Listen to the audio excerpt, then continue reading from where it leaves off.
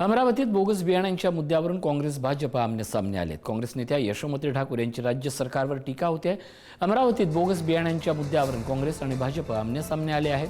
जिल्ह्यात बोगस बियाण्यांच्या तक्रारी वाढत आहेत। अनेक ठिकाणी बियाणं उगवलं नसल्यानं शेतकऱ्यांनी पोलिसात धाव घेतली आहे। या पार्श्वभूमीवर काँग्रेस नेत्या यशोमती ठाकूर यांनी राज्य सरकारवर जोरदार टीका केली। सरकार शेतकऱ्यांसोबत लबाडी करत असल्याचा आरोप केलाय। भाजपचे आमदार प्रताप अडसड यांनी काँग्रेसवर आरोप फेटाळला। असते तर ह्या अशा कंपन्या बोगस कंपन्या तयारच झाल्या नसत्या, पण तुमचं लक्षच नाही आहे शेतकऱ्यांकडे। राहिला विषय शेतकऱ्यांच्या कंपन्सेशनचा, तर हे जे बोगस बियाणे घेतलेले आहेत त्यांनाच तर हे लोक सस्पेंड करायला तयार नाही आहेत। नुसतं घोषणा करून होत असतं का? आज दुबार पेरणीची वेळ आलेली आहे।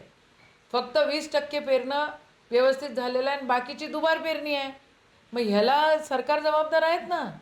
सरकारने या सगळ्या गोष्टी व्यवस्थित बघितल्या पाहिजे आणि गांभीर्यपूर्व या सगळ्या गोष्टी निकाली काढल्या पाहिजे। सरकारने शेतकऱ्याला दुबार पेरणीचं कंपेन्सेशन देणं अनिवार्य आहे।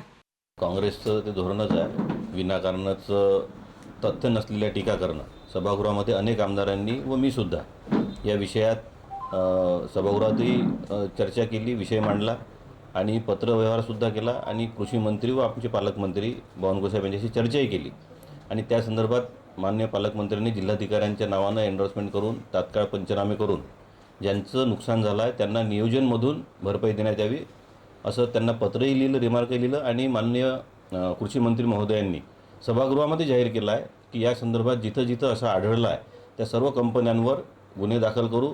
त्या तक्रारींमध्ये तथ्य आढळलं तर निश्चितपणे त्या कंपन्यांवर सुद्धा कारवाई करू।